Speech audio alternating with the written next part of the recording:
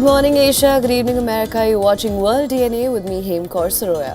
And I'm Samiksha Srivastava. It's a packed lineup in this edition. We'll get you all the latest developments from West Asia. Israel has carried out strikes on Gaza on the orders of Netanyahu after accusing Hamas of ceasefire violation. Of course, we'll be bringing you all the updates on that. Also on the show, we're tracking ground updates from Jamaica. Extensive damage has been reported in Jamaica, and this, of course, as Cyclone Melissa makes landfall. It is still expected to be a major hurricane when it reaches eastern Cuba. So we'll be tracking all the developments on that front as well. But first, a quick look at the headlines.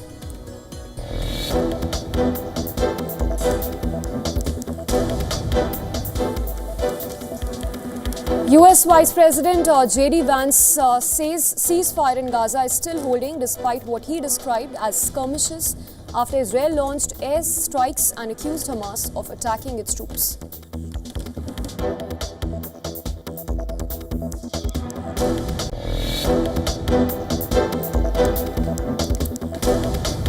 Pakistan's information minister says talks aimed at securing long-term truce with Afghanistan concluded in Istanbul without a workable solution.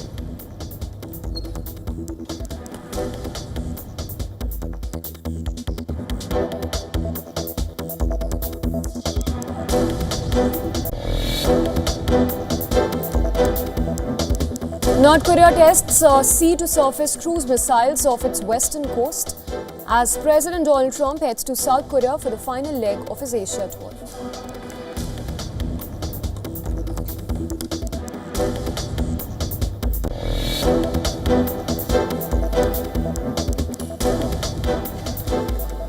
US Defense Secretary Pete Hegseth announces 14 killed in 3 strikes against boats suspected of carrying drugs in the Pacific.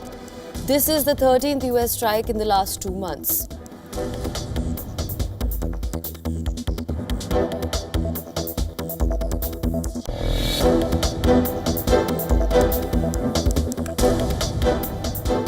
At least 64 killed in Rio de Janeiro as police carry out massive operations against Brazil's main drug trafficking gang. Around 2,500 heavily armed officers supported by armored vehicles, helicopters and drones take part in the raids.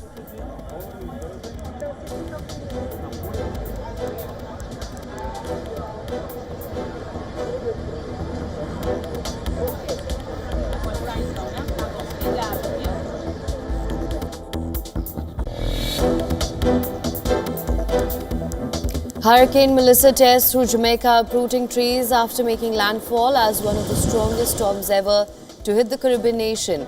Now downgraded to a lower category, Melissa is moving towards Cuba. Cuban president urges citizens to brace for the worst.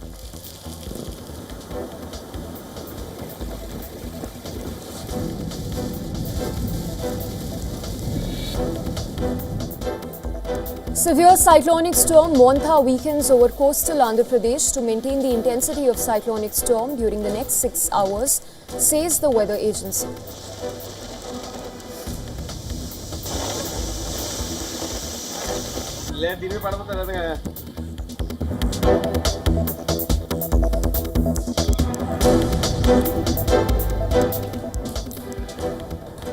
And our top focus this hour is the latest that we're tracking from West Asia. At least 30 people have been killed in Gaza as Israeli forces launched air strikes on the Strip, accusing Hamas of violating US-brokered ceasefire deal. Now, the Israeli Defense Minister Israel Katz accused Hamas of attacking Israeli troops in Gaza and warned that IDF will respond with great force. While Katz did not say where the troops were attacked, Hamas said its fighters had no connection to the shooting incident in Rafah. Gaza Civil Defense said that at least 3 strikes were carried out, while the territory's main Al-Shifa hospital said one hit its backyard as well. The Israeli military did not, however, immediately comment on the strikes.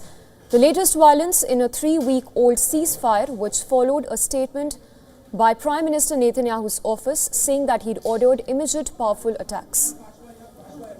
Hamas's armed wing in response said that it was postponing the handover of another hostage body that was scheduled for Tuesday evening. The Ezzeddin al-Qassam Brigade said in a statement that any Israeli escalation will hinder the search, excavation and recovery of the bodies. In a further statement on Telegram, Hamas's armed wing said it had found the bodies of 2 hostages on Tuesday. It did not say when it would hand them over.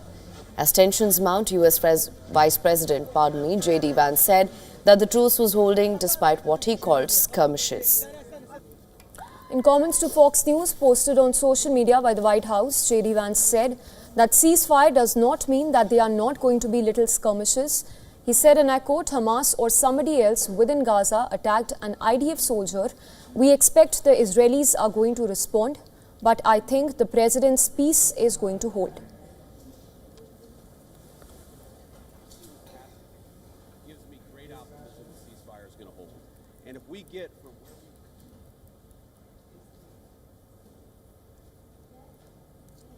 All right, for more on this, we're now being joined live by John Rossimondo from Washington, D.C. He's the president of Viking Research Associates and a geostrategist and expert on national security.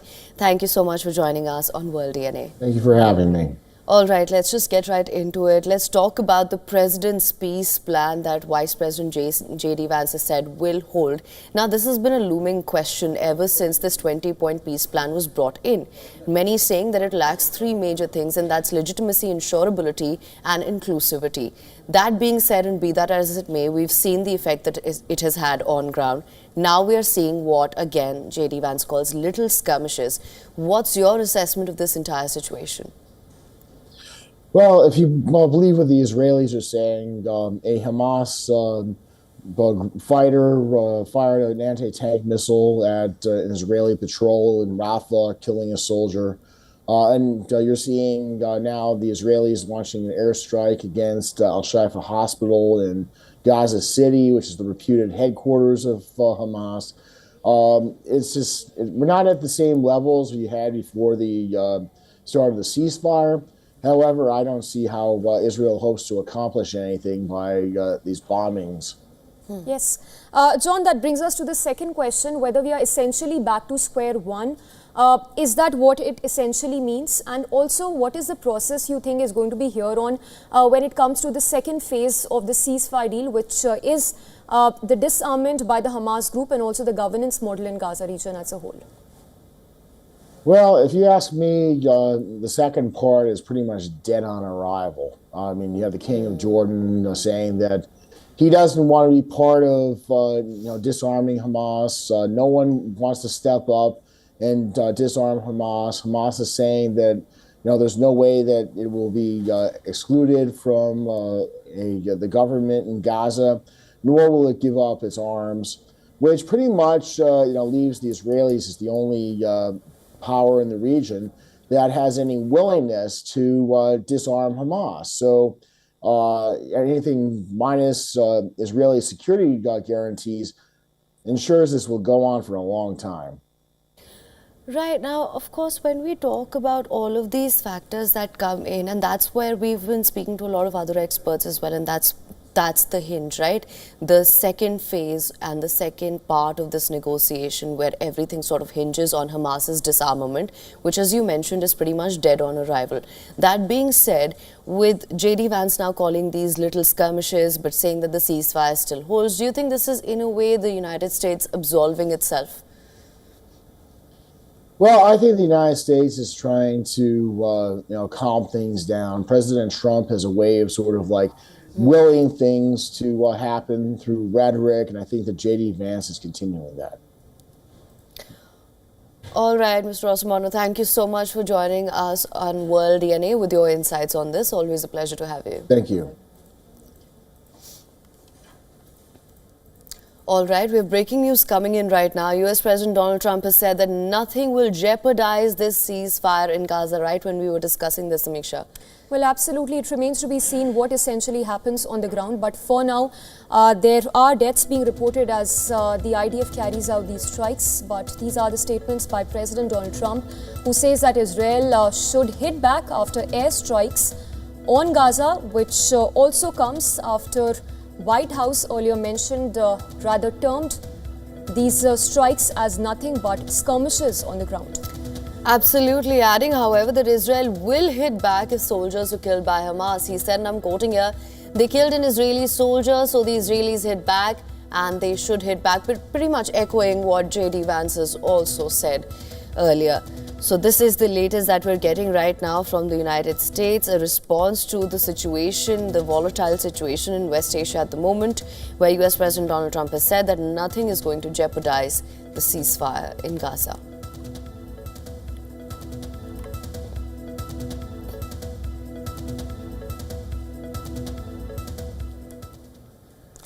And shifting focus then, the eye of Hurricane Melissa has moved away from Jamaica and is now heading towards Cuba, which is according to United States weather officials. Now, in its latest advisory, the National Hurricane Center reported that the center of Melissa had emerged from the northern coast of western Jamaica, warning of damaging winds and what it described as catastrophic flash flooding. The storm, which was earlier downgraded to a powerful Category 4 hurricane, is now on a path towards the eastern Cuban provinces of Granma, Santiago de Cuba, with Cuban President Miguel Diaz-Canel having addressed the nation on state television, urging citizens to remain in shelters and to prepare for severe conditions as Hurricane Melissa approaches. That is, while he wore a full military attire, a symbol reserved for national emergencies. The president even warned that Melissa could become the strongest hurricane ever to strike the island.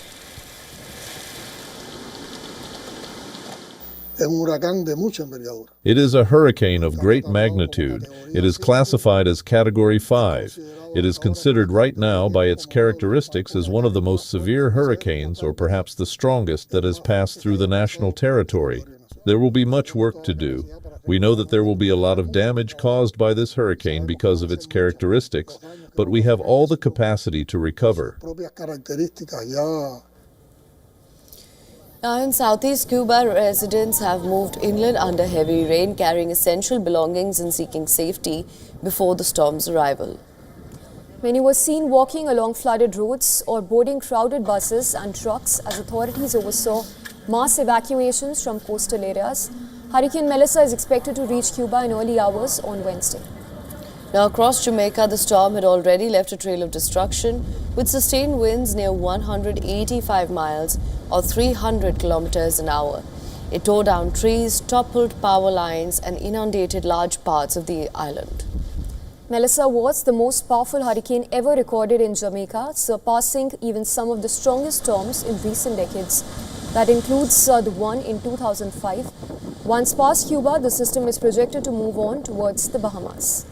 Now, the United Nations announced plans to airlift 2,000 relief kits to Jamaica from a regional supply hub in Barbados once air operations resume. Humanitarian assistance is also being prepared for Cuba and Haiti as the region braces for the continuing impact of Melissa.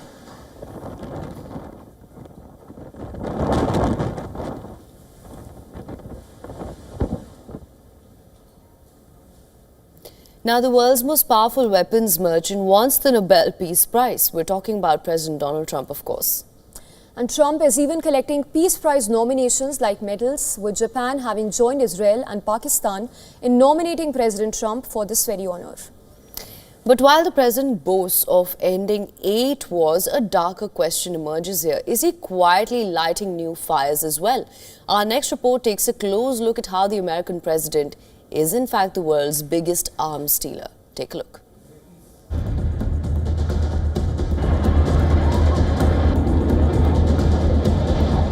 Send them a lot of weapons of all kinds. And we have a lot of tomahawks.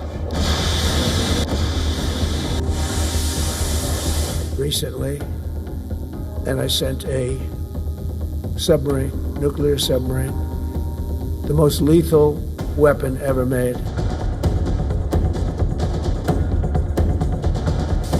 But he has our weapons, and it'll be stronger and more powerful than ever before very soon.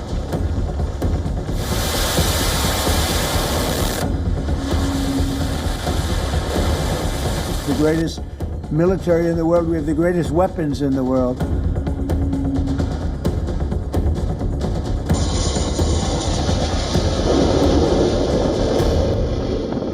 It's a diplomatic thunderclap Japan's Prime Minister has become the latest world leader to nominate US President Donald Trump for the Nobel Peace Prize. From Israel to Pakistan, leaders are lining up to hail Trump as a global peacemaker. Trump, in his signature swagger, claims credit for stopping 8 wars, a boast he repeats with pride at rallies and press briefings. Yet, behind that polished narrative lies a darker contradiction, because under Trump, the world's war machine is running faster. Under Trump, American weapon exports have soared. Trump has relentlessly pushed NATO allies to pay what he calls is their fair share, a mandate that has translated directly into a vast, lucrative sales opportunity for the US defense industry. European nations, under immense pressure, are now signing checks to acquire American weapons earmarked for the relentless meat grinder in Ukraine. Trump has also inked major defense sales with Israel, Australia, and Saudi Arabia, deals worth tens of billions of dollars each. Every handshake, every photo op, every diplomatic visit is followed by a weapons sale. The world's conflicts have become Trump's balance sheet. Again, while claiming to halt wars elsewhere, the president's actions are fanning new flames. The massive deployment of US troops around Venezuela injects critical instability into the region, a clear demonstration of force that sits in stark opposition to a philosophy of peace. The Nobel Peace Prize was created to honor those who unite nations. Trump has armed them instead. It's a classical paradox. A man selling most number of weapons in modern history now seeks to wear the crown of peace. So the question isn't whether Trump wants the Nobel, it's whether peace can ever be won through the barrel of a gun. Bureau Report, WION World is one. Well, the clock has quite literally stopped on Capitol Hill. A budget war now holds 42 million American stomachs hostage, while across the skies, essential air controllers face a pay less Tuesday. Now, as the US shutdown enters day 28, the cost is counted in hunger and safety. Here's a report.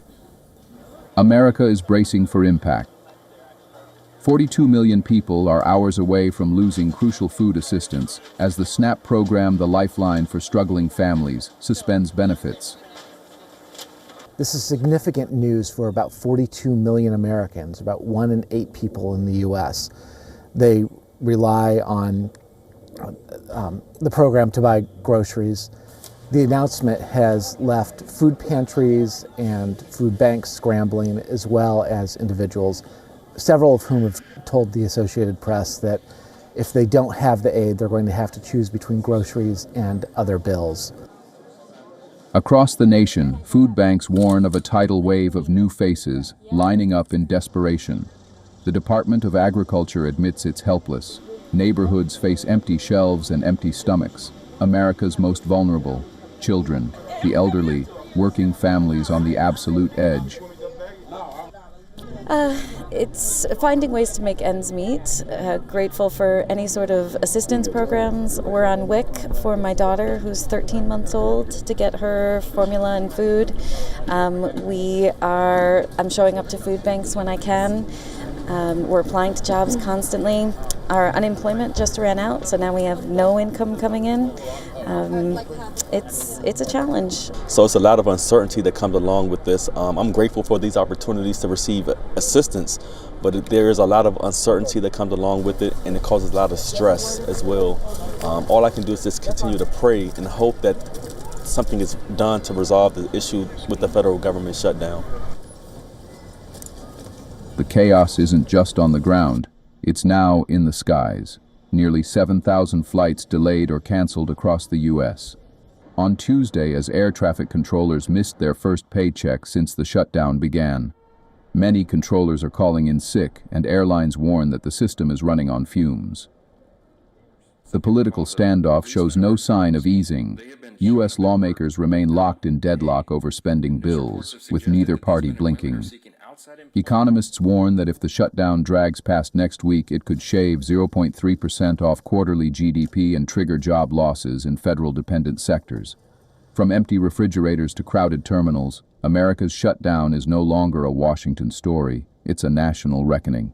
Every day the government stays dark, the cost climbs higher, and the patience of the people wears thinner. Bureau Report, WION The World is one.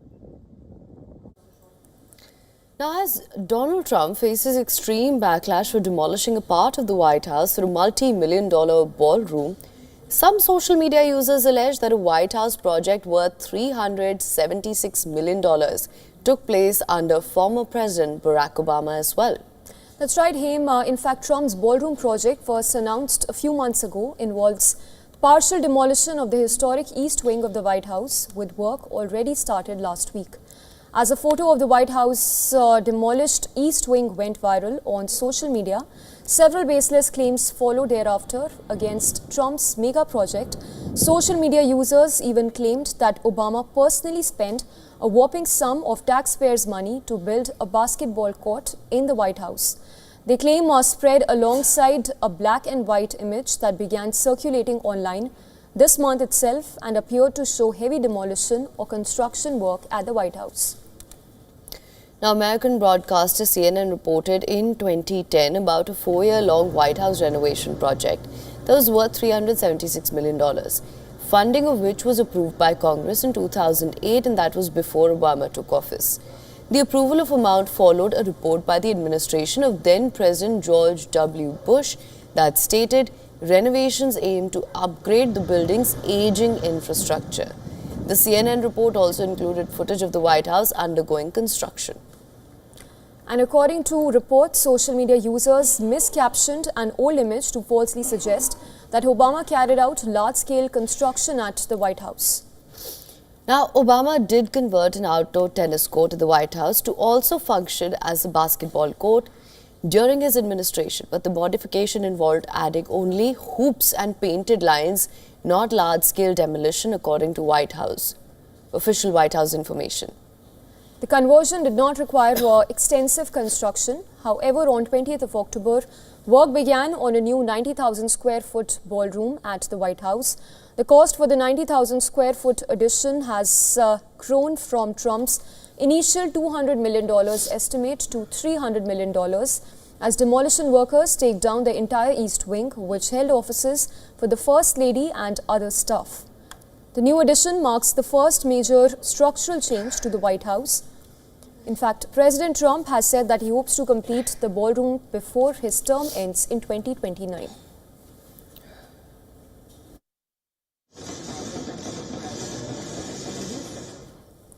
Well, a corporate earthquake has shook Tesla's boardroom.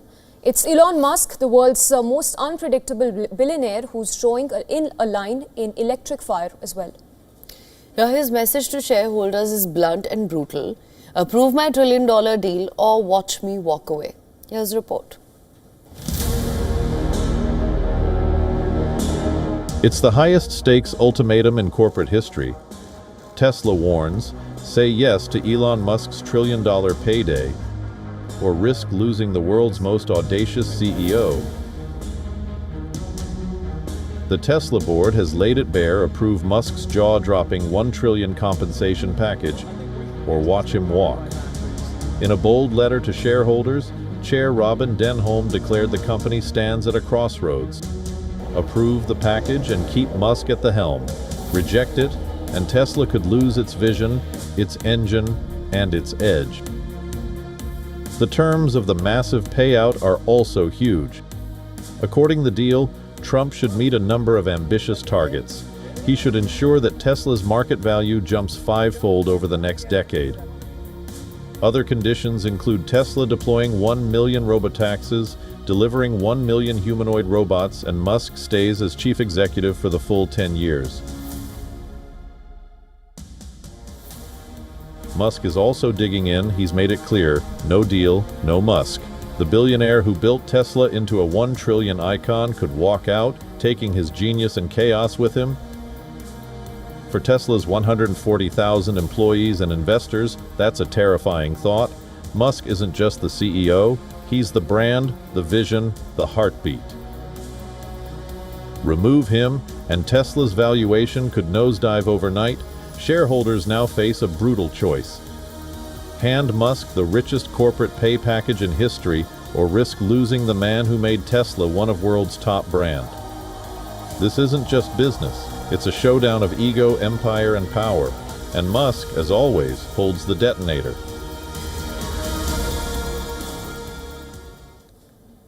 And with that, it's time now for a short break. And lots coming up on World DNA. We'll get you the latest on Afghanistan-Pakistan tensions. Talks aimed at securing a long-term truce between the two countries have now collapsed. We'll get you the details after we are back. Also on the other side, India continue their white ball tour of Australia with the T20I series starting today in Canberra. Stay tuned for that report on the other side as well.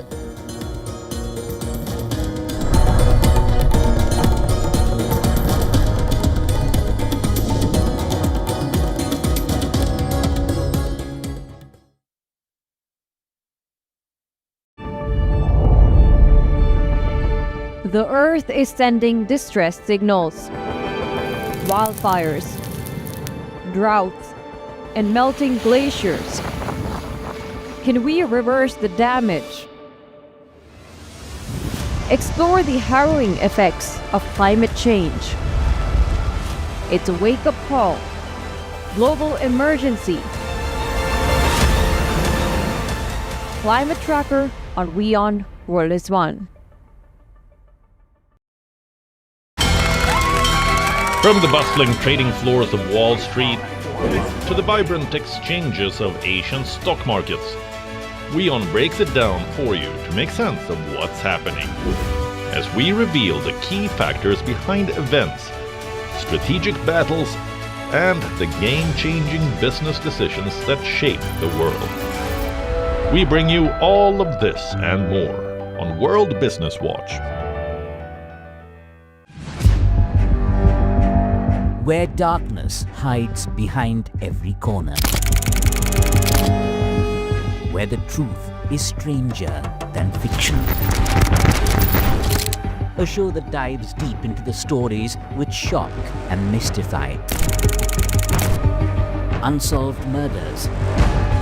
Psychopaths who defy explanation.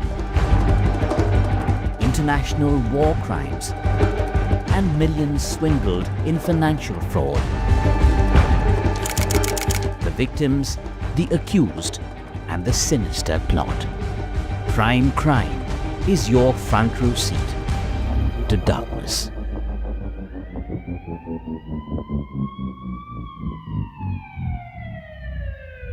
WION, India's global voice, the channel that brings you the biggest stories from across the world through India's lens. Now available in more than 190 countries worldwide. Because we believe that the world is one.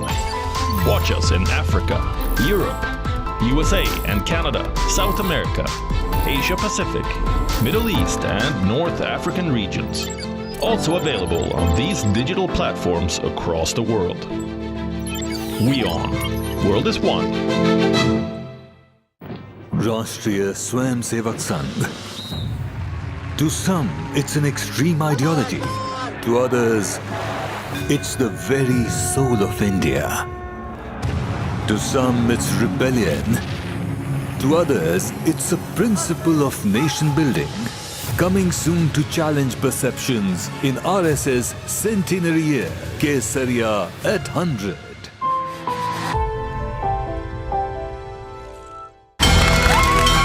From the bustling trading floors of Wall Street to the vibrant exchanges of Asian stock markets, WION breaks it down for you to make sense of what's happening. As we reveal the key factors behind events, strategic battles, and the game-changing business decisions that shape the world. We bring you all of this and more on World Business Watch.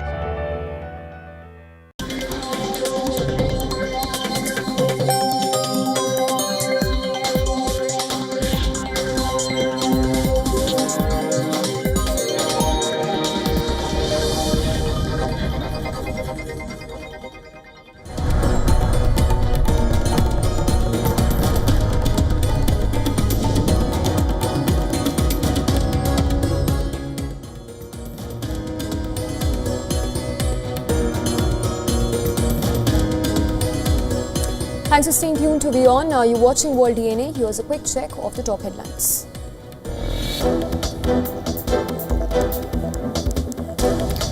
Donald Trump says nothing would jeopardize the ceasefire in Gaza, adding, however, that Israel should hit back if its soldiers are killed.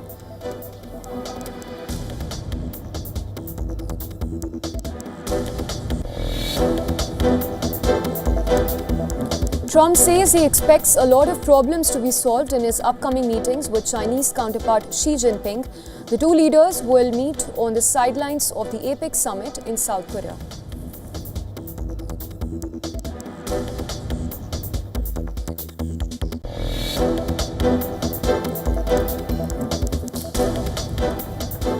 Pakistan's information minister says talks aimed at securing long-term truce with Afghanistan concluded in Istanbul without a workable solution.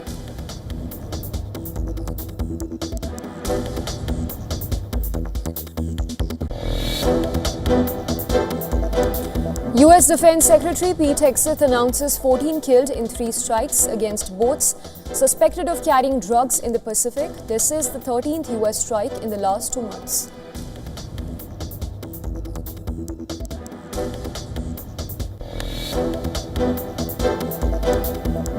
At least 64 killed in Rio de Janeiro as police carry out massive operations against Brazil's main drug trafficking gang. Around 2,500 heavily armed officers, supported by armored vehicles, helicopters and drones, take part in the raids.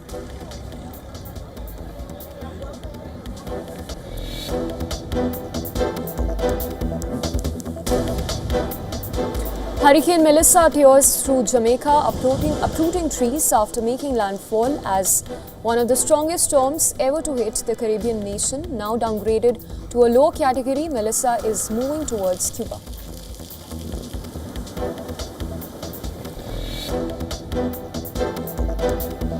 Severe cyclonic storm Monta weakens over coastal Andhra Pradesh to maintain the intensity of cyclonic storm during the next 6 hours, as per the weather agency.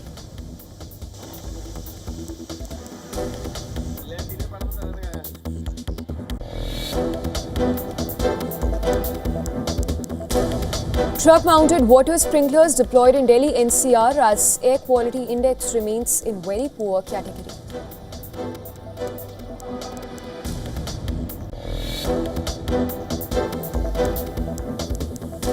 US stock indices hit record highs Tuesday, led by Nvidia after news that it will build AI supercomputers for the US Energy Department. Microsoft also gained on its new deal with OpenAI, while investors await big tech earnings and a possible Fed rate cut this week.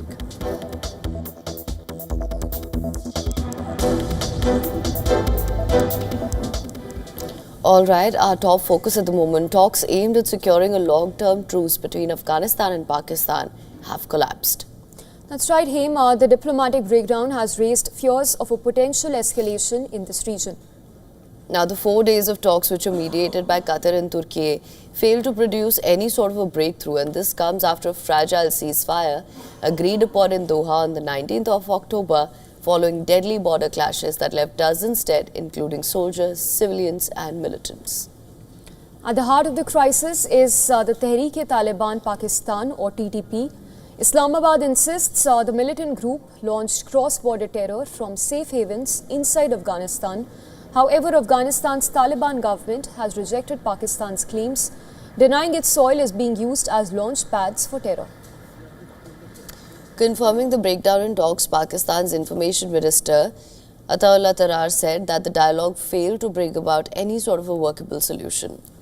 He accused the Taliban government of refusing to take credible and decisive action against the militant group, TTP, and being indifferent to Pakistan's losses.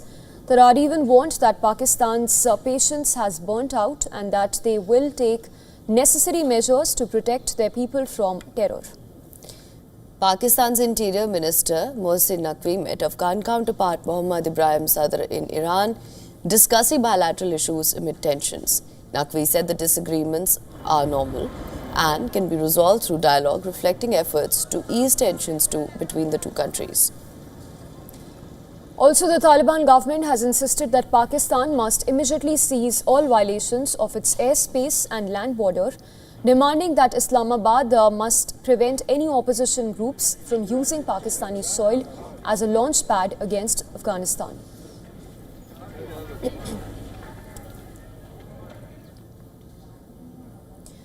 Well, President Trump has hailed trade deal with Japan, addressing business leaders in Tokyo, which comes as he winds up Japan leg of his Asia tour. Trump now heads to South Korea for the APEC summit, where he will also be meeting Chinese President Xi Jinping. Speaking at the reception with Japanese and US business leaders at the US Embassy in Tokyo, President Trump said that his country's relationship with Japan would soon be greater than ever before. And this before, in fact, he spoke, US Commerce Secretary Lutnick has announced that Japan would be investing $490 billion into the US, including in air infrastructure. President Trump was seeking $550 billion in Japanese investment as part of a trade agreement. But tonight I'm more confident than ever that the friendship between the United States and Japan is strong as it can be, and it's thriving, it's prosperous, and it'll soon be, I think, greater than ever before. Now, prior to this, Trump met Japan's first woman, Prime Minister Sanae Takaichi, in Tokyo. The leaders signed two major agreements on trade and critical minerals, pledging a new golden era in US-Japan relations. The deal signing took place after a brief bilateral meet between Trump and Takaichi as US and Japan reaffirmed efforts to deepen economic and strategic cooperation. Trump also congratulated Takaichi on becoming Japan's first female leader.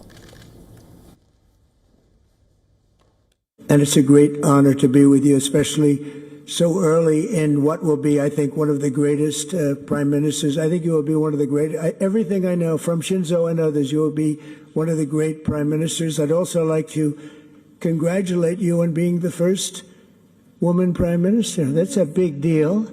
That's a big deal, and I want to congratulate you on that. I think that has to be called out. And you're going to do a fantastic job, and we're going to have a fantastic relationship. Thank you very much.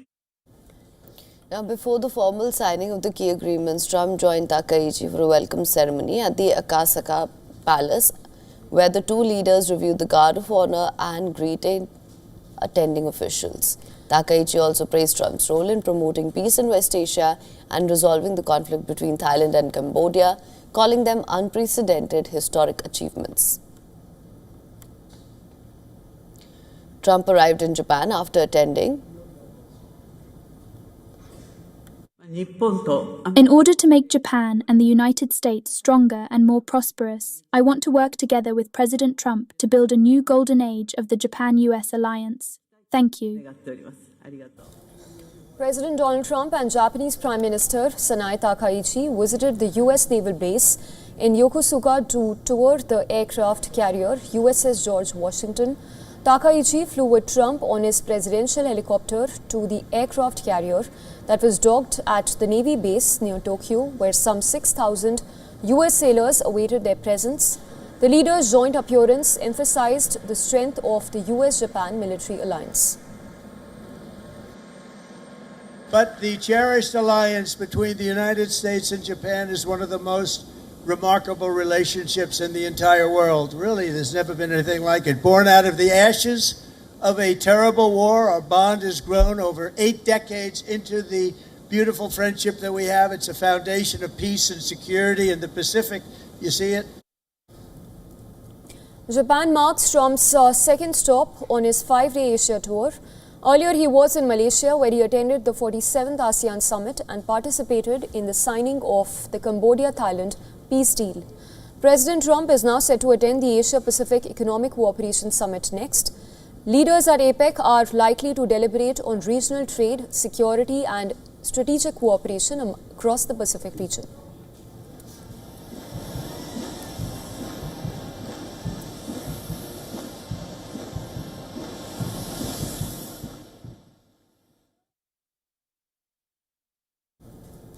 And Trump says that he expected a lot of problems to be solved in his upcoming meeting with Chinese leader Xi Jinping, which comes amid a bruising trade war and a tense geopolitical backdrop.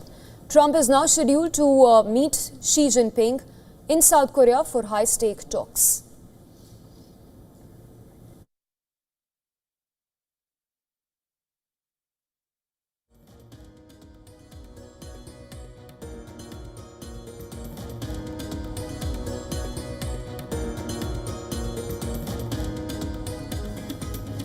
According to a report in the Wall Street Journal, Trump and Xi will discuss a trade framework to reduce US tariffs on Chinese goods if Beijing cracks down on the exports of chemicals that produce fentanyl. The report even suggests that the US could halve the 20% levies on Chinese goods imposed in retaliation for the export of such chemicals used to make the deadly drug. If the tariff is reduced by 10%, then the average US tariff on Chinese imports would come down from around 55% at present to 45%. The two leaders are expected to discuss China's export controls on rare earth minerals, rerouting of Chinese manufactured goods, and Chinese purchases of US agricultural products. Now, the meeting between Trump and Xi on the sidelines of the Asia-Pacific Economic Cooperation Summit would be the first in-person engagement between the two leaders since Trump's return to the White House this January. The talks come at a time of heightened trade tensions between Beijing and Washington. Just last week, US Treasury Secretary Scott Bessent had said a substantial framework had been reached between the two sides following high-level talks in Kuala Lumpur. US and China had previously rolled back most of their tariffs after a truce was signed in the month of May.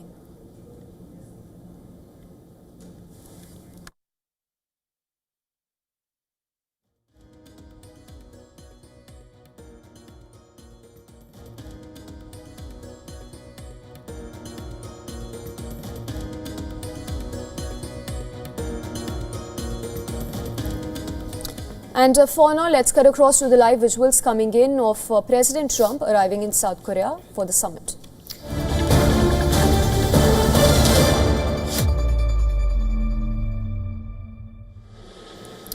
All right, there you can see these are the live visuals that we're getting of the Air Force One, which is now in South Korea. US President Donald Trump has arrived in South Korea. This is the final leg of his Asia tour. He is in the country for the APEC summit, which we were just talking about. And with this red carpet essentially being rolled out for President Trump, who's all set to come out in moments from now. And with this, through the day, he will be attending the summit and will be holding bilateral talks as well. All eyes will essentially be on Trump, Xi Jinping bilateral meet with focus on the trade stalemate. Absolutely, Samiksha. He will be holding meetings with President Lee Jae-myung as well. And as you mentioned, all eyes are, of course, going to be on that very crucial and very important Trump-Xi meeting that everyone is looking out for. And, of course, everyone's hoping that it would come amid bruising trade war and tense geopolitical backdrop and some of the issues that can be resolved on those fronts. That is the expectation for now, at least. Right now, these are the live visuals that we're getting from South Korea, where US President Donald Trump has arrived in the country, a red carpet being rolled out for him. That's right, and it's going to be for the first time in 6 years that Trump will be holding that in-person meet with Xi Jinping, the final leg, so as to say, of Trump's Asia tour. All eyes on the meet that is to take place between the two leaders of the world's largest economies. And of course, just as we were recounting before this, US President Donald Trump also before this meeting and before his arrival in South Korea had said that he expected a lot of problems to be solved in this upcoming meeting with Xi Jinping. And Trump is scheduled to meet him for these high-stakes talks on the sidelines of the APEC summit.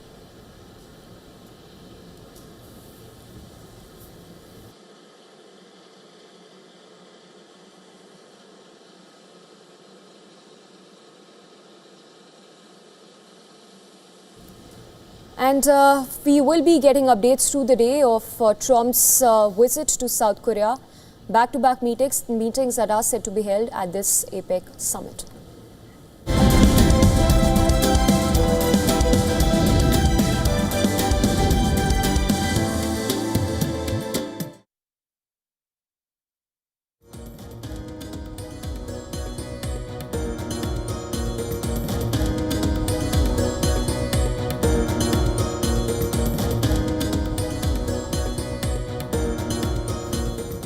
From the world of business, Nvidia is inching closer to becoming the first $5 trillion company, while Apple topped $4 trillion in market value.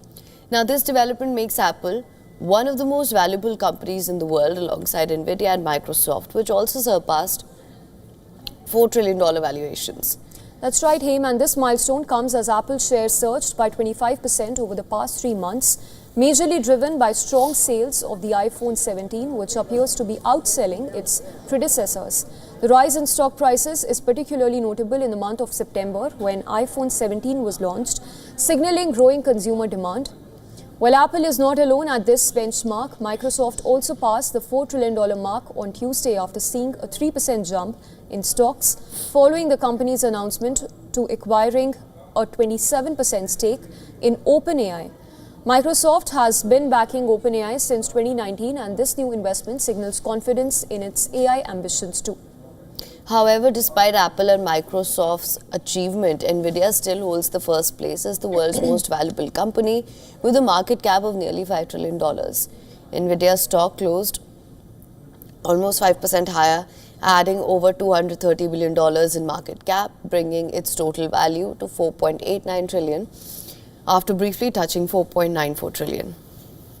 The massive jump in the value of Nvidia comes after CEO Jensen Huang announced that the company had $500 billion in bookings for its AI processors and that the company will build 7 new supercomputers for the US Department of Energy. This marks a swift rise in the value of the company, especially considering that it first touched the $4 trillion market cap in July 2025. The company shares have registered a 50% jump this year, while Apple and Microsoft are close to the Nvidia's milestone. The company's dominance in AI and chip-making technology continues to set it apart in the race for market value. Despite the growth, some caution still remains. Apple's performance continues to be driven by a mix of strong product sales, strategic investments, and a favorable tariff environment. With earnings coming up this week, all eyes are on Apple's results to see if this momentum can even continue in the future.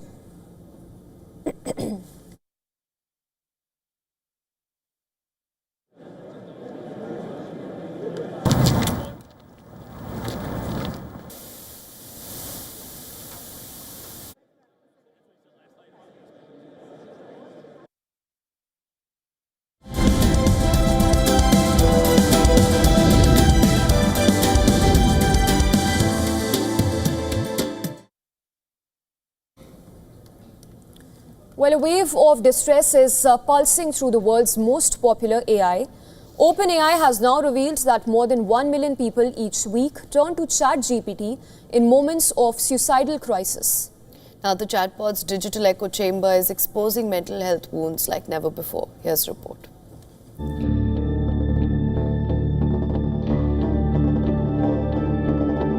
People scroll and chat, trusting a digital friend whose name is ChatGPT. They open up, share secrets, pour out pain into its silent interface. And now the tech maker warns, what we whisper to bots may reflect a deeper crisis.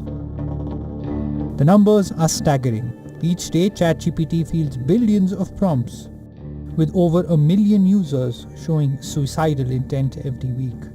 Thousands more admit to mania, delusion, and psychological pain. In the private darkness of the screen, where honesty feels safe, AI absorbs society's suffering more intimately than ever.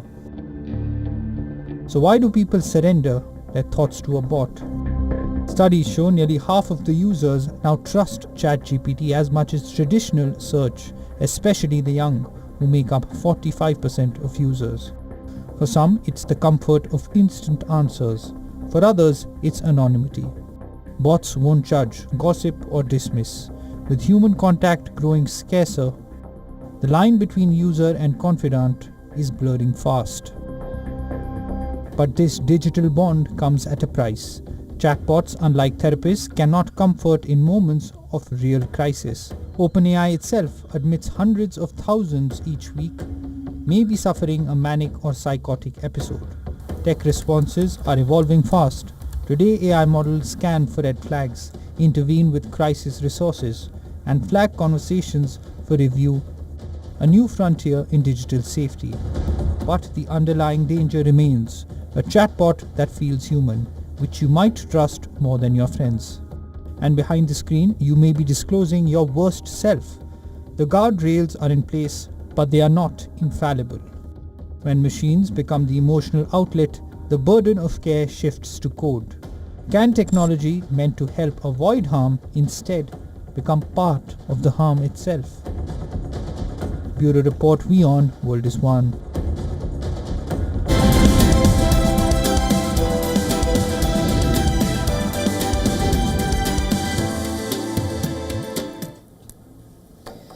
Now, India continued their white ball tour of Australia with the T20I series starting today in Canberra. The 5-match series will be crucial to preparations for the T20 World Cup that is to be held in the month of February. The ODI series gave the fans a chance to see Rohit Sharma and Virat Kohli in Australia one last time. But apart from that, the series did not hold much significance. That's certainly not the case with the 5-match T20 International Series. With the 2026 World Cup in India and, in Sri Lanka about 3 months away, world number 1 India will face world number 2 Australia in a series that will seriously test the credentials of both the teams. World champions India are undoubtedly the best T20 team right now. Surya Kumar Yadav's side stormed to the Asia Cup title last month without being defeated. In fact, the men in blue have lost just 3 T20 international matches since winning the World Cup in 2024. Even in Australia, India starts the series as slight favourites. The 2026 World Cup preparation began at the Asia Cup, as that is when we started playing T20Is, and that's how it will continue. We are not looking at this series any differently. Series ko will look at it at the same way. It's a build-up to the World Cup, but at the same time, it's a beautiful country to play cricket, and it's quite challenging as well. So I'm sure it will be a good one. Now, Jasprit Bumrah also returns to the fold for India after being rested for the ODI series. Bumrah excelled during the test tour of Australia last year despite being India's abject performance, and Surya Kumar believes Bumrah will once again be key for the men in blue. Power play is always important. Anyway, as you saw in the Asia Cup, he took the responsibility of bowling 2 overs minimum in the power play. So it's good that he's raising his hand, acting as if he is that guy who will take charge. But yeah, I mean, it's going to be a good challenge definitely against the Aussie team in the power play. As for Australia, they remain strong outfit.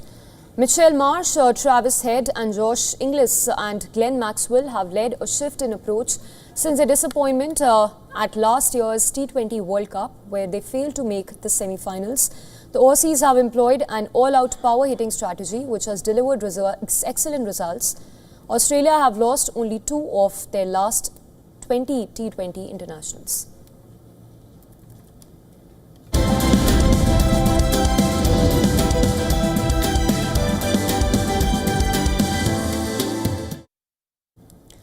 And from our entertainment segment, Hollywood's beloved star Winona Ryder celebrates her 54th birthday today.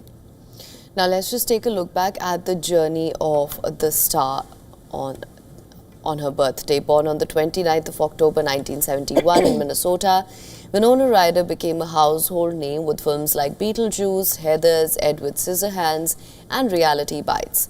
Her quirky charisma and depth made her one of the most distinctive faces of her era. By her mid-20s, she was an Academy Award nominee for Little Women and The Age of Innocence, earning praise as one of Hollywood's most talented actors of her generation. But the star's journey was not without challenges. In 2001, she made headlines for a shoplifting incident in Beverly Hills that led to a temporary fall from grace after years away from the limelight. She made a stunning return with Netflix Stranger Things, playing Joyce Byers, a role that introduced her to a new generation of fans and even proved that some stars never fade. Today, the 54-year-old remains the original queen of quirk and cool. WION wishes the star a very happy birthday.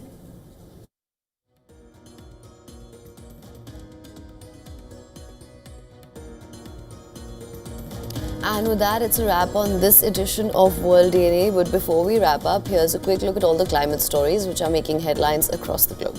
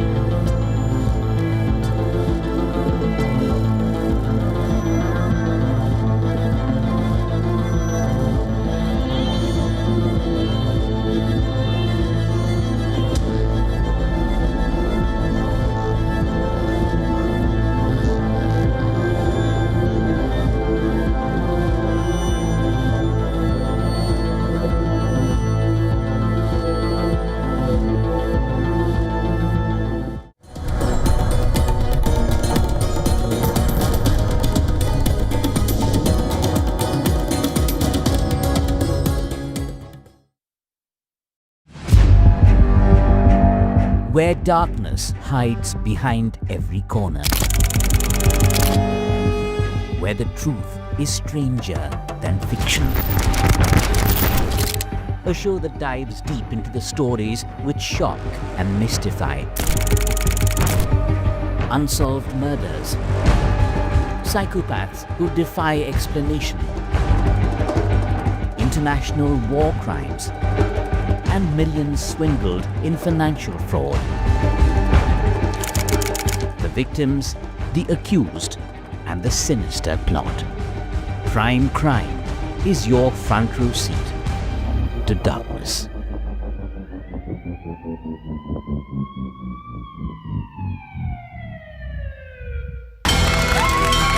From the bustling trading floors of Wall Street to the vibrant exchanges of Asian stock markets, WION breaks it down for you to make sense of what's happening, as we reveal the key factors behind events, strategic battles, and the game-changing business decisions that shape the world. We bring you all of this and more on World Business Watch.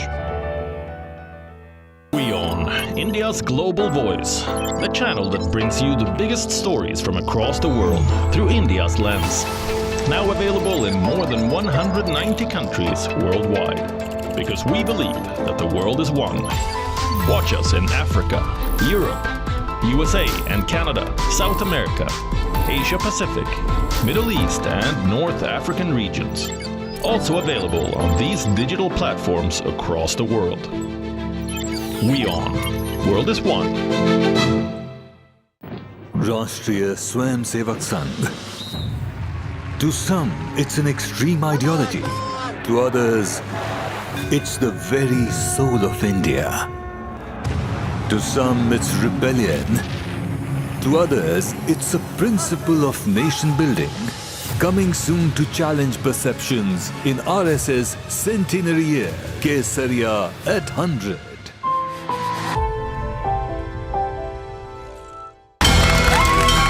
From the bustling trading floors of Wall Street to the vibrant exchanges of Asian stock markets, WION breaks it down for you to make sense of what's happening, as we reveal the key factors behind events, strategic battles, and the game-changing business decisions that shape the world. We bring you all of this and more on World Business Watch.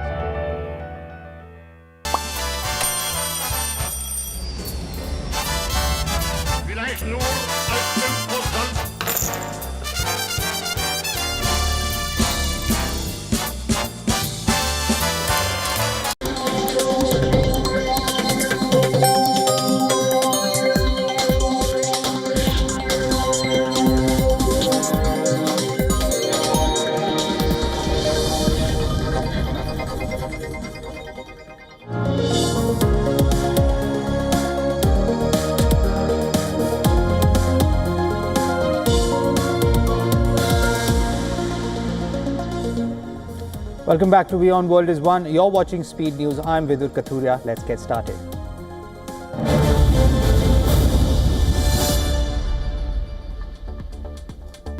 The eye of Hurricane Melissa has moved off Jamaica and is now heading towards Cuba. The National Hurricane Center warns of damaging winds and catastrophic flash flooding. Melissa is now targeting eastern Cuban provinces, including Granma, Santiago de Cuba, and Guantanamo. Cuban president has urged residents to stay in shelters as the storm approaches, warning it could be the strongest hurricane to hit the island. Melissa is projected to continue towards the Bahamas. The UN plans to airlift 2,000 relief kits to Jamaica and is preparing assistance for Cuba and Haiti as the storm impacts the Caribbean.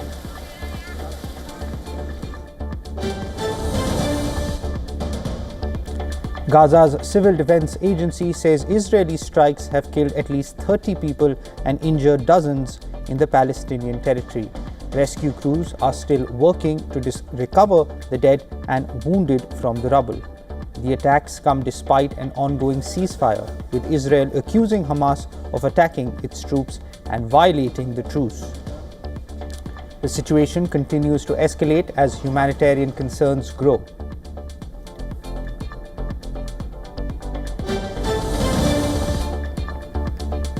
US Vice President J.D. Vance has said that the ceasefire in Gaza is still holding despite recent skirmishes.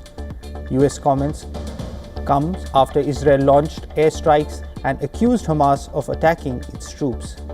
Vance added that while the ceasefire remains in place, minor clashes could still occur, emphasizing that tensions in the region are ongoing.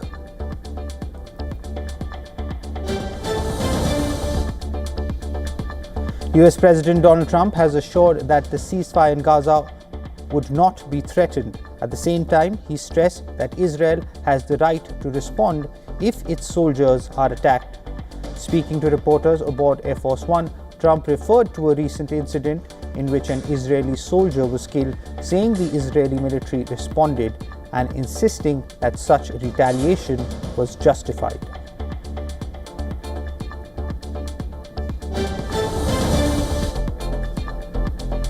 US President Donald Trump has arrived in South Korea ahead of the high-stakes summit. He is set to meet the South Korean President Yoon Suk-yeol and Chinese President Xi Jinping during the Asia-Pacific Economic Cooperation meeting in Gyeongju. On his first Asia trip of his second term, Trump is focused on securing trade and investment deals following months of market turbulence and tensions over his threats of broad tariffs on imported goods.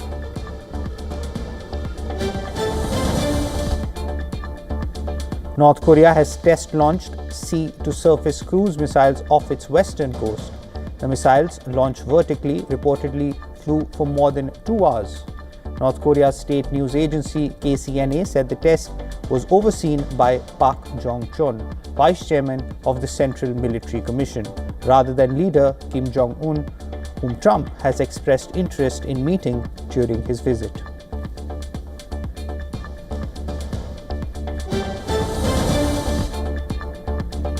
US Defense Secretary Pete Hegseth has announced that American forces carried out strikes on 4 boats in the Eastern Pacific accused of transporting drugs, killing 14 people and leaving 1 survivor.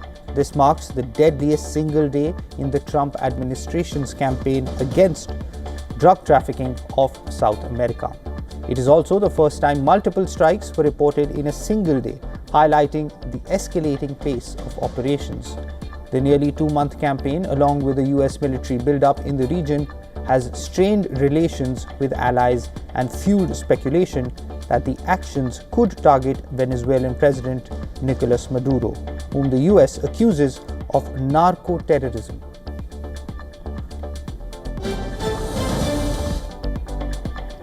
Colombian President Gustavo Petro has accused the United States of using its anti-drug operations as a pretext for invasion, suggesting recent strikes in the Caribbean and Pacific may aim to seize control of Latin American oil. Speaking in Saudi Arabia, Petro called US attacks on vessels allegedly carrying cocaine absolutely ineffective.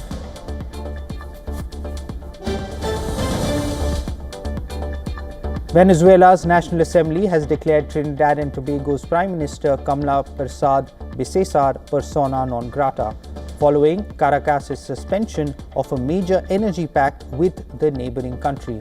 President Nicolas Maduro has criticized Trinidad and Tobago's pro-US stance amid rising regional tensions and halted joint natural gas projects.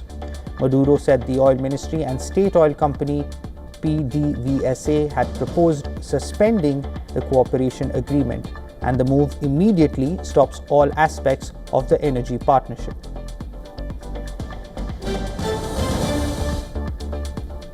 Talks aimed at securing a long-term truce between Afghanistan and Pakistan have collapsed, raising fears of renewed conflict in the region. 4 days of negotiations mediated by Qatar and Turkey failed to produce any breakthrough, following a fragile ceasefire agreed in Doha on October 19th after deadly border clashes that left dozens of soldiers, civilians, and militants dead. At the center of the crisis is Tehreek-e-Taliban Pakistan, or TTP. Islamabad insists the militant group has been launching cross-border attacks from safe havens inside Afghanistan, but the Afghan Taliban government has rejected these claims, denying that its territory is being used as a base for terrorism.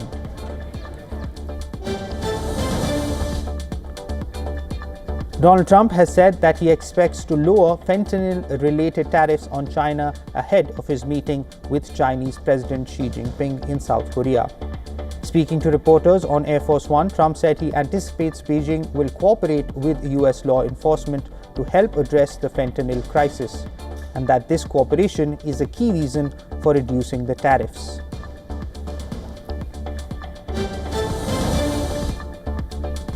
The US Senate has passed a resolution opposing President Donald Trump's proposed increase in tariffs on Brazilian imports. The measure was approved 52 to 48, signaling bipartisan concern over the move. However, the resolution is largely symbolic, as the House of Representatives is unlikely to take it up in the near future.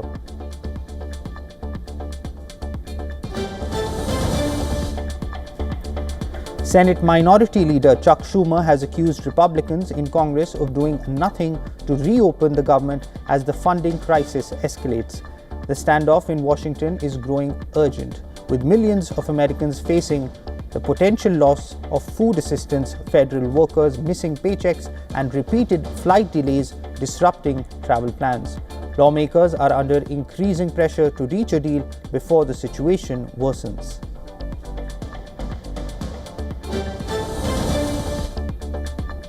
The Las Vegas Metropolitan Police Department is set to deploy 10 Tesla Cybertruck patrol vehicles to city streets within the next 2 weeks. Speaking at the announcement, Clark County Sheriff highlighted the future of policing as drones hovered overhead and a police helicopter circled above, highlighting the department's push to integrate advanced technologies into law enforcement.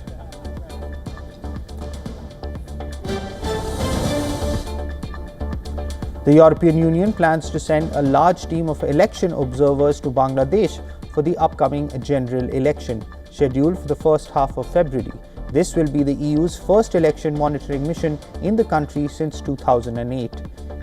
EU Ambassador to Bangladesh, Michael Miller, said the delegation aims to ensure transparency and credibility in the electoral process, as Bangladesh prepares for a crucial vote that will determine the country's next government.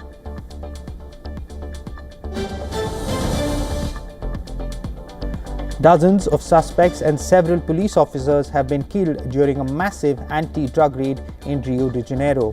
Around 2,500 officers, supported by armored vehicles and helicopters, took part in the operation targeting a suspected drug trafficking ring in 2 low-income neighborhoods. The raid is one of the largest law enforcement actions in the city in recent years, highlighting the ongoing battle against organized crime in Rio.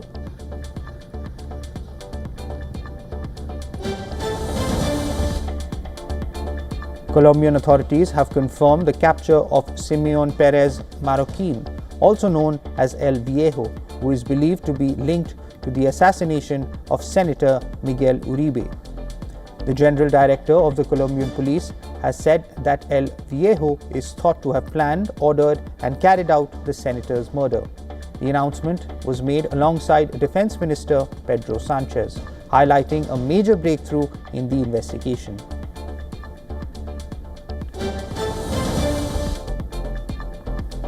Hundreds of Portuguese university students marched through the rain to Parliament in Lisbon to protest the government's new budget, which includes higher university fee. Students called for an end to the fee, warning they could force many to abandon higher education. They also highlighted the rising cost of housing in Lisbon, one of the most expensive rental markets in Europe. Despite the protest, Portugal's parliament approved the 2026 budget on its first reading, with the opposition Socialist Party abstaining, allowing the centre-right minority government to move forward.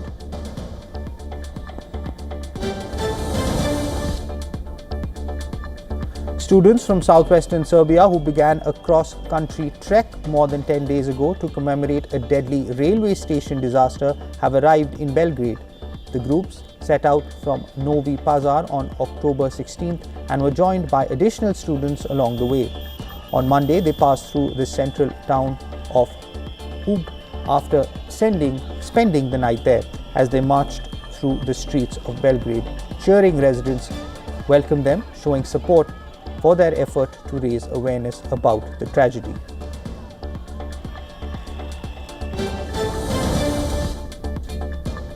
A pack of therapy dogs is helping patients at the University Hospital of Brasilia, providing stress relief and emotional support.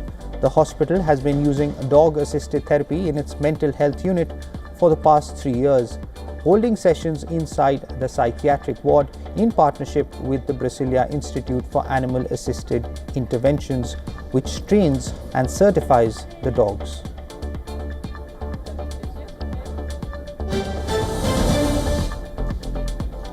China's permanent delegation to the United Nations hosted a meeting commemorating the 80th anniversary of Taiwan's restoration after Japan's surrender in World War II.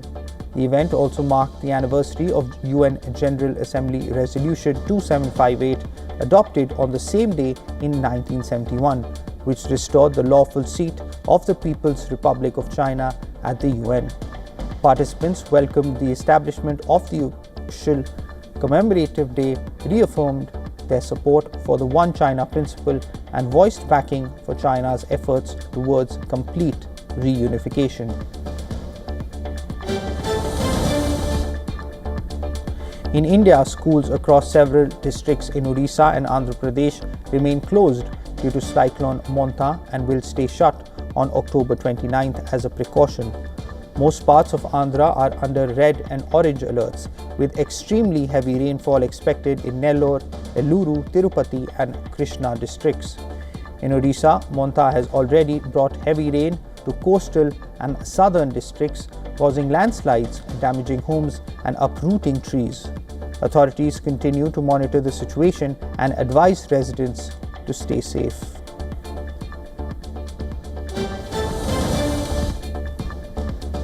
The maker of celebrity video platform Cameo has filed a lawsuit against OpenAI in a California federal court, claiming trademark infringement over the use of the name Cameo in OpenAI's Sora video app. Cameo said in the complaint that Sora's feature, Cameo, which allows users to create and share their virtual likenesses on Sora, is likely to cause consumer confusion and dilute its brand. Cameo requested an unspecified amount of monetary damages and a court order blocking OpenAI from using the Cameo name.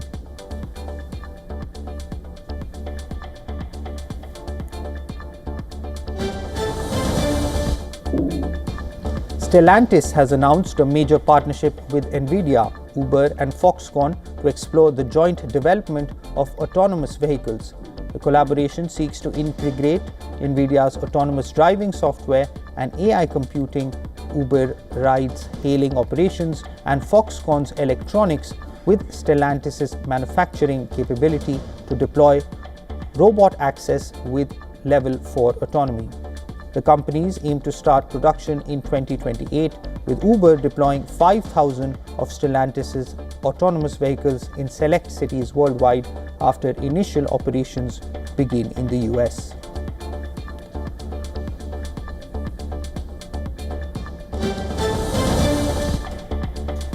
Microsoft and OpenAI have announced a restructuring deal that frees the ChatGPT maker to move away from its non-profit roots and likely go public so it can finance CEO Sam Altman's ambitious plans to develop data centers and cutting-edge technology.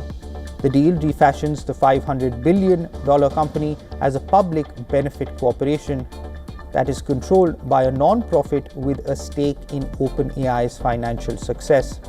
In a live-streamed broadcast, Altman said an initial public offering was the most likely path for the company's future, given how much money is needed to train and build AI systems like the one that supports ChatGPT.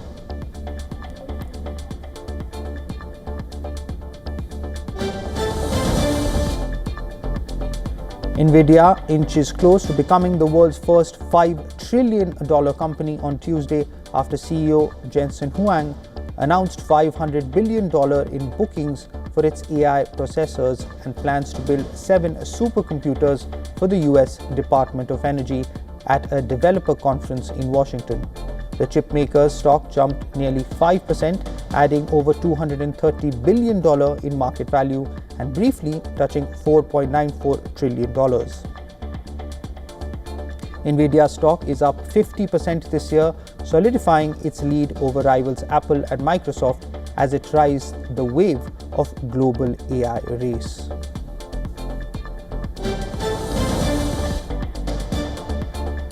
Asia Pacific markets rose on Wednesday, tracking Wall Street gains and strong tech sentiment following Nvidia's blockbuster AI bookings. Japan's Nikkei 225 hit a fresh record high, while South Korea's Kospi advanced more than 1.5%. China's CSI 300 also edged higher on Wednesday. Australia's S&P ASX 200, on the other hand, lost more than 0.5% as the country's consumer prices rose 3.2% in the third quarter, the strongest gain in more than a year. Investors remain cautious ahead of the US Federal Reserve's rate decision, with markets betting on a slower pace of policy tightening. The broader risk-on mood lifted regional currencies, while the dollar eased slightly against major Asian units.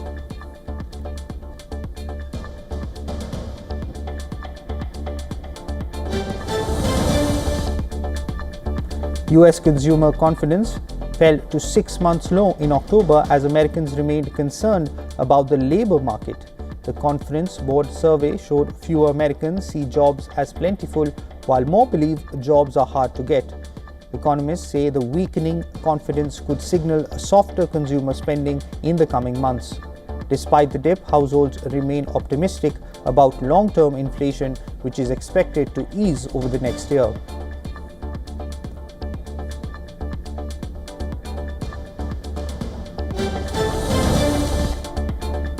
Sports now, wicketkeeper batter Mohammad Rizwan has refused to sign the central contract offered by the Pakistan Cricket Board.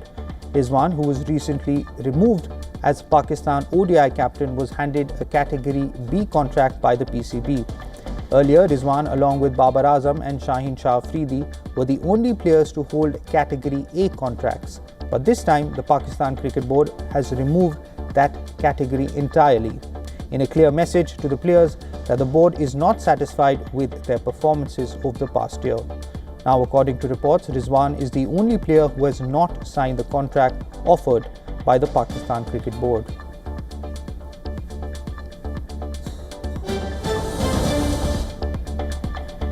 In tennis, former world number 1 Daniil Medvedev has booked his spot in the second round of the Paris Masters. The 2020 champion made a strong start against Spain's Jaume Munar and bagged the opening set 6-1 under half an hour. The Russian carried his momentum in the second set and earned a crucial break in the 6th game on his way to a 6-1, 6-3 win in an hour and 11 minutes. The 11th seed will face Bulgarian Grigor Dimitrov next.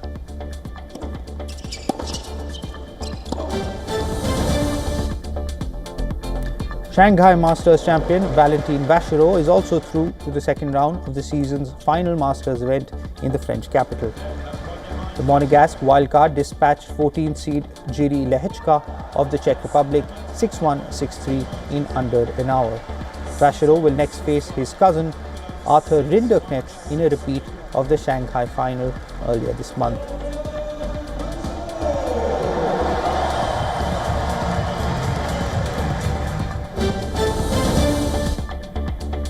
European champions PSG have set a new revenue record. In a statement released by the club, PSG announced that they generated $976 million in revenue for the season. The figures include earnings from the men's and women's football teams, as well as the handball and judo divisions. By comparison, the club's revenue for the 2023-24 season stood at $993 million, the third highest in European football at the time.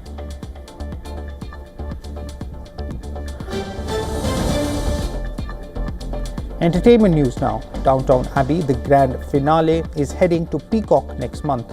The streamer has announced the third and final Downton Abbey movie will be available from November 7th. The movie had originally released in theaters on September 12th. The grand finale had earned $100 million globally during its stay in the theaters.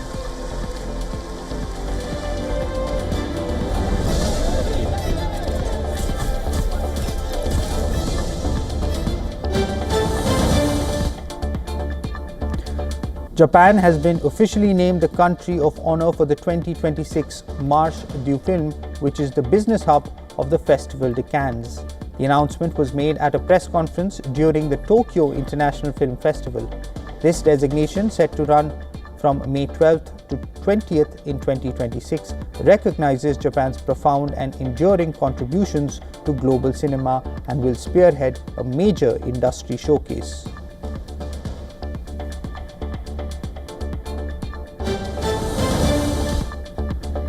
The Zakir Hussain Institute of Music and World Music Institute are set to host Zakir Hussain Eternal, a 75th birthday celebration of rhythm, genius and joy.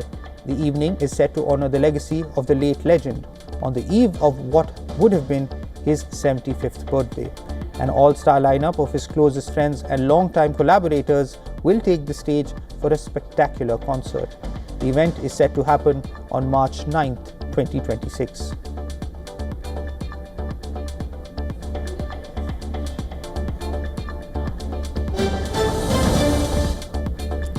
Cinephiles in India can finally mark their calendars for the first domestic screening of the new 4K restored version of Satyajit Ray's 1970 masterpiece Aranya Din Ratri. The restored classic, which had its world premiere at the 78th Cannes Film Festival in May, is scheduled to have its long-awaited India screening in Kolkata in November. The film is based on Sunil Gangopadhyay's novel and tells the story of 4 city men who escape to the wilderness for a weekend retreat. The movie features late actor Soumitra Chatterjee and Sharmila Tagore Simi Garewal. The India debut in Kolkata is expected to be a major cultural event with possible attendance by surviving cast and crew members.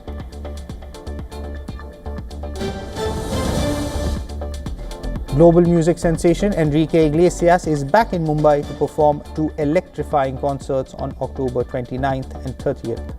The singer is set to visit this year's national award-winning actor Shah Rukh Khan, who will reportedly also host him at his residence. According to various reports, Iglesias will also be collaborating with Khan for a special high-energy song for his upcoming film King.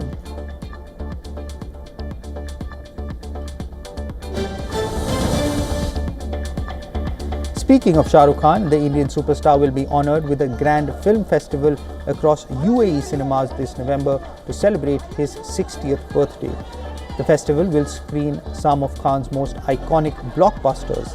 The lineup is set to include films like Dil Se, Devdas, Main Hoon Na, Om Shanti Om, Chennai Express and his recent global smash hit Jawan.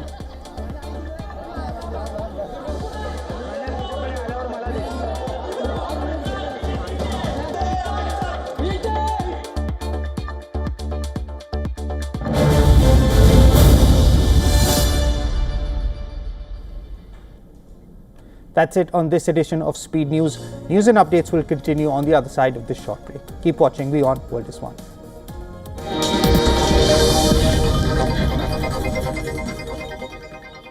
WION Health Resort is unique, the only one of its kind. Experience the 4 paths of natural wellness: yoga, Ayurveda, acupuncture, and naturopathy.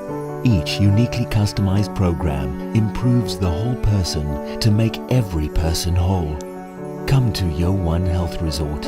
Make your reservation at WION.com. Where darkness hides behind every corner.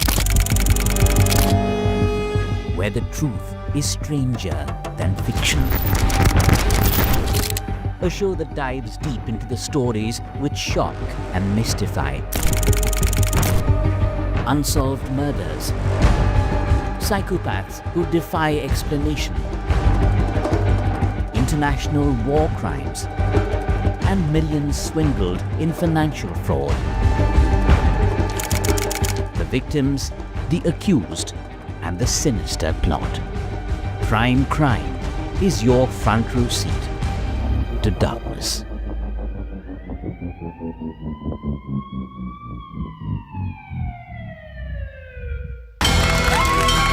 From the bustling trading floors of Wall Street to the vibrant exchanges of Asian stock markets, WION breaks it down for you to make sense of what's happening, as we reveal the key factors behind events, strategic battles, and the game-changing business decisions that shape the world.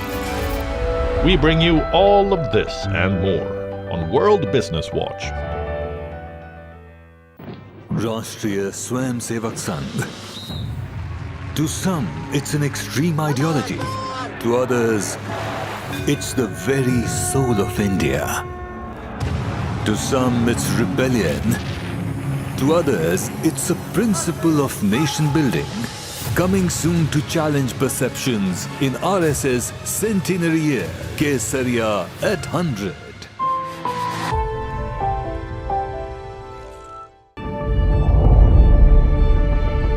The Earth is sending distress signals.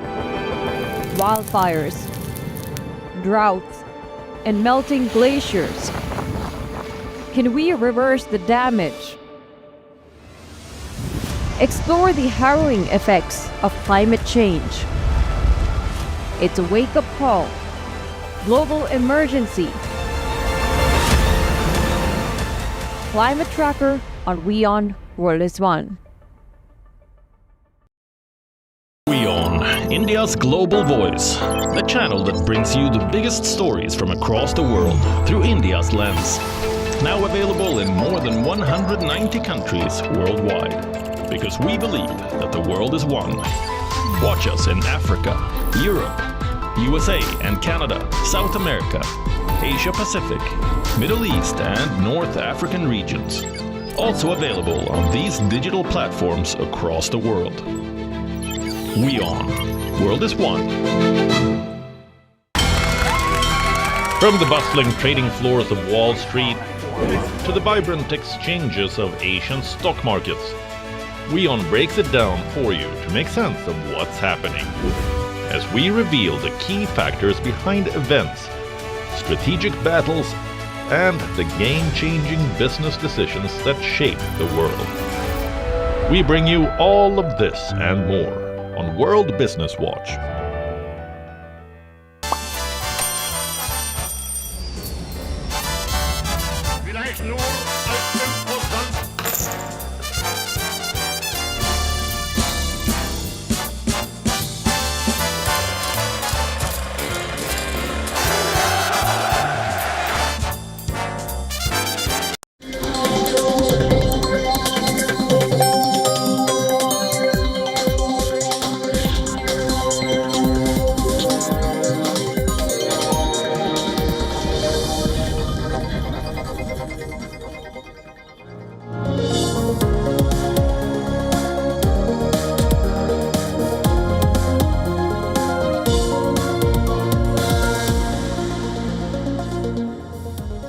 Thanks for tuning to WION. I'm Samisha Srivastava. Here's a quick check of the headlines.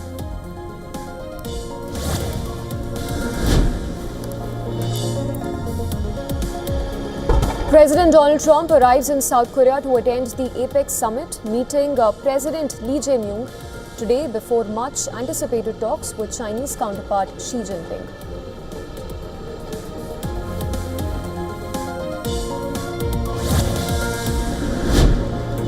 Trump says he expects to meet with North Korean leader Kim Jong-un in the not-so-distant future as he lands in South Korea.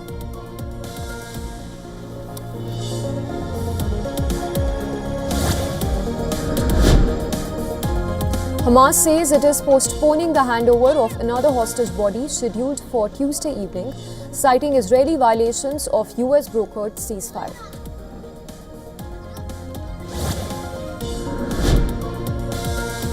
Pakistan's information minister says talks aimed at securing long-term truce with Afghanistan concluded in Istanbul without a workable solution.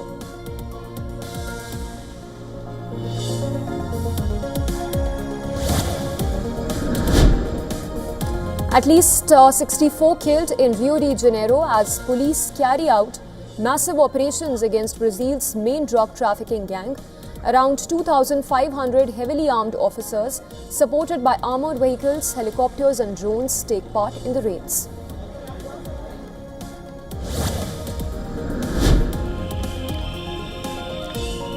Serbian student protesters marched through Belgorod ahead of the first anniversary of train station roof collapse.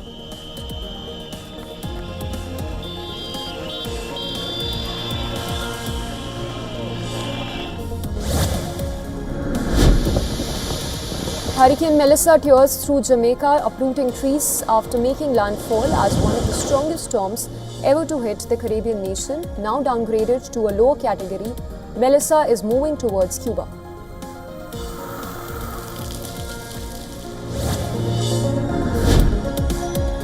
Truck-mounted water sprinklers deployed in Delhi NCR as AQI remains in very poor category.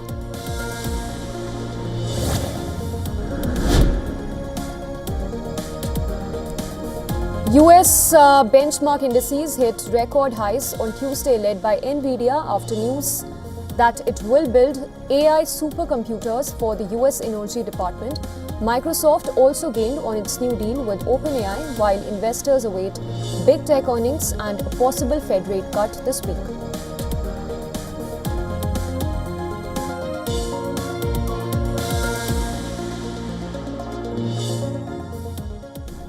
And we begin this edition with the latest that we are tracking from West Asia. President Donald Trump has said that nothing would jeopardize ceasefire in Gaza.